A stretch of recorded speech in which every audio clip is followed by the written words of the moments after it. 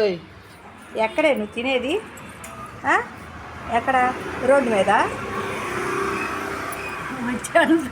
పలకరించుకుంటే. Hi friends, అందరూ బాగున్నారా? నేనైతే బాగున్నా, మీరు బాగున్నారనుకుంటున్నాను. ఇక మా చెల్లెళ్ళ ఇంటికి వెళ్ళాను. ఇక మా అనవరాలను పెట్టుకొని ఇడ్లీ అప్పుడు పెడుతుంది అనమాట. ఆ టయానికి 11 ఆ ప్రాంతంలో ఇడ్లీ పెడుతుంది. అది ఇప్పుడు నిద్రలేసిందంట. ఇక ఆ రోజు స్పెషల్స్ ఉన్నాయి అని చెప్పి చికెన్ తీసుకొచ్చారు. చికెన్లోకి ఇక హోల్ గరం మసాలా వేసి ఇక వాళ్ళ కోడలు అన్నీ చూపిస్తున్నాను. ఈ మిక్సీకి వేయమ్మా అంటే ఇక అన్నీ వేసి ఇస్తుంది. చూపించి చికెన్ ఎంత అని ఇక మొత్తం గరం మసాలా అన్నీ, లవంగాలు, చెక్క, యాలక్కాయలు, ఉల్లిపాయ, పచ్చిమిరపకాయలు, నేనైతే అన్నీ అలాగే వేస్తానండి. ఇక నేను చేసినట్టు వండమంటే ఇక వండుతున్నాను. ఇక అన్నీ మిక్సీకి వేసి అన్నాను. 4 ధనియాల గింజలు కూడా వేసింది. ఇక అన్నీ మిక్సీకి వేసిస్తే ఇక కూర పొయ్యి మీద వేసా. దానిలో ఒక టమాటాలు కూడా కోసిచ్చింది. మొత్తం ఇక నేనైతే చికెన్ తిన్నాను. నాకు అసలు చికెన్ చిన్నప్పటి నుంచి అస్సలు ఇష్టం లేదండి. నేను అసలు ఎప్పుడు తిన్నాను. నేను చికెన్ వండుకునేటప్పుడు మా అమ్మ వాళ్ళు చికెన్ వండుకుంటే నాకు మా నాన్నకు మాత్రం మటన్ తీసుకొచ్చేవాళ్ళు మా అమ్మ వాళ్ళు. ఇక ఎవరైనా చికెన్ వండితే మాత్రం నేను సపరేట్గా కూర వండుకుంటాను. ఇక సాంబార్ పెడతానంది ఇక వాళ్ళకు మా చెల్లెల కోళ్ళు. ఇక సాంబార్లోకి అన్నీ కొయ్యమ్మా అని చెప్పాను. ఇక ఇది మిక్సీకి వేసిస్తే నేను పొయ్యి మీద వేస్తానంటే అన్నీ కొంచెం నువ్వులు కూడా వెయ్యి అంటే వేస్తుంది. ఇక అన్నీ మిక్సీకి వేసి ఇచ్చింది నాకు. కూర ఏమో నేను వేస్తాలే, నువ్వు అన్నీ కొయ్యి అంటే ఇక అన్నీ ఉల్లిపాయలు కూడా వెయ్యి అన్నాను. ఇక అన్నీ వేసిందనమాట. ఇక అందరూ వేసినట్టే. ఇక కూర వెరైటీగా ఏం లేదు. కాకపోతే మార్నింగ్ లాగా చూపిద్దామని చెప్పి ఇవన్నీ వేసి చూపిస్తున్నాను అనమాట. కానీ కూర అయితే అద్దరిపోయింది. అసలు మా ఉదయ్ తెచ్చుకున్నాడు అది తినాలని చెప్పి వేపుడు చేయమన్నాడు వాళ్ళ ఆవిడతో. నేను వెళ్ళాను, ఇక అందరూ వస్తున్నారు కదా అని చెప్పి ఫ్రై లాగా కుదరదులే, కొంచెం గుజ్జు కూరలాగా చేస్తాను అని చెప్పి మా చెల్లి చెప్పింది.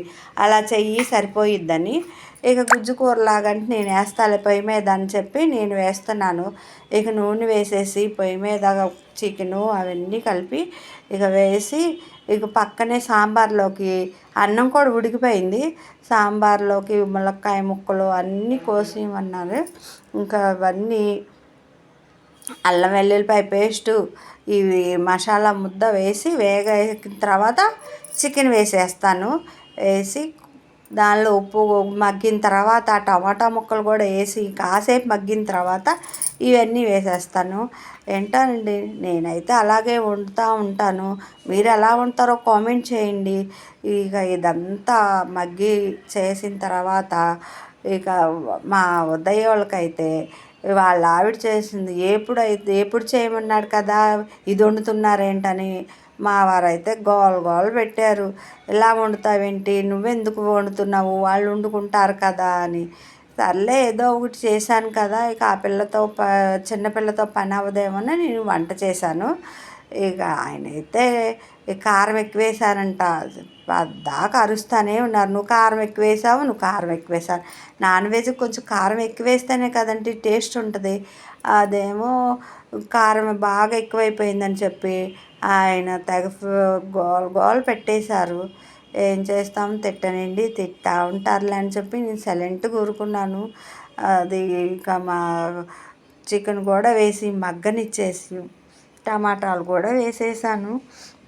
ఇక అందరికీ నచ్చింది. మా వారు ఒక్కరికి మాత్రం ఇక బాగా ఘాటుగా ఉందని చెప్పండి, ఆ నిమ్మకాయ అయినా పిండుకోండి అని చెప్పి నిమ్మకాయ ఇచ్చింది వాళ్ళ కోడలు.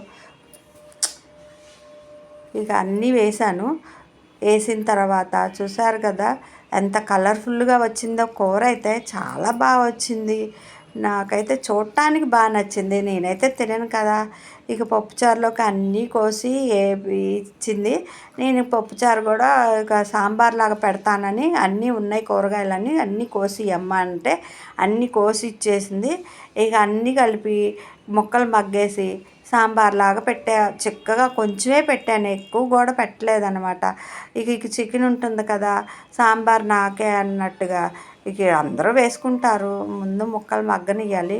ఉప్పు, కారం, పసుపు అన్నీ వేసిన తర్వాత ఇక పప్పు మెదిపి పక్కన పెట్టుకొని ఇక సాంబారు చింతపండు రసం పోసి నీళ్ళు పోసి మరగనిచ్చి తాలింపు వేసేయాలి. చాలా బాగా వచ్చింది, టేస్ట్ అయితే అద్దరిపోయింది.